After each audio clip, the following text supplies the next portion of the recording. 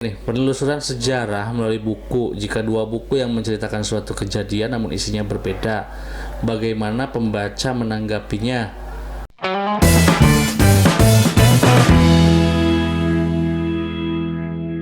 Oke, lanjut ke pertanyaan berikutnya ya. Ini ada dari Dian. Nanya gini, penelusuran sejarah melalui buku. Jika dua buku yang menceritakan suatu kejadian namun isinya berbeda, bagaimana pembaca menanggapinya? Contoh, Pancasila. Satu buku menceritakan Soekarno yang membuat, di buku lain menceritakan gagasan Pancasila dari Kiai Hasyim Asy'ari yang diwakili oleh Kiai Wahid Hasyim. Jika terdapat perbedaan seperti itu, bagaimana yang harus pembaca bersikap?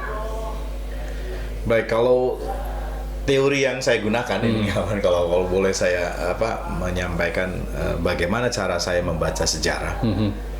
Itu yang jelas kita tuh harus melakukan komparasi. Ya, karena sejarah itu kan akan banyak versi kan. Banyak versi. Nah, ketika melakukan komparasi itu yang sebetulnya harus pertama kali kita lakukan pada diri kita, misalnya begini. Kita harus rela untuk mengosongkan hati kita ini dari prasangka-prasangka buruk, dari asumsi. Ya. Ketika ada stigma, langsung saja otak kita melakukan proses pembersihan terhadap tokoh-tokoh yang mendapatkan stigma tadi.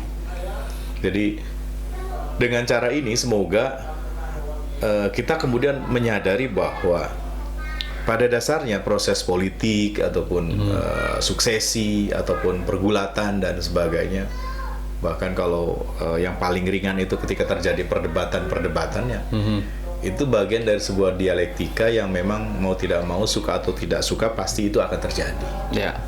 Nah, kita jangan berasumsi di situ. Kasarnya ngomong, jangan nunggangi. Jadi pilih di titik tengah. Ya, kita ambil posisi titik tengah dan kemudian kita hargai versi-versi tadi sebagai sebuah pembuktian bahwa pada dasarnya semua para putra bangsa ini berusaha untuk mengambil bagiannya dalam pergulatan sejarah yang ada. Oke, intinya sih ambil hikmahnya. Ambil hikmahnya. Jadi mereka tuh punya peran yang berbeda dalam kiprahnya yang kemudian oleh kita sekarang disebut sebagai itu adalah sejarah. Jadi itu. Oke, itu jawaban dari Dian.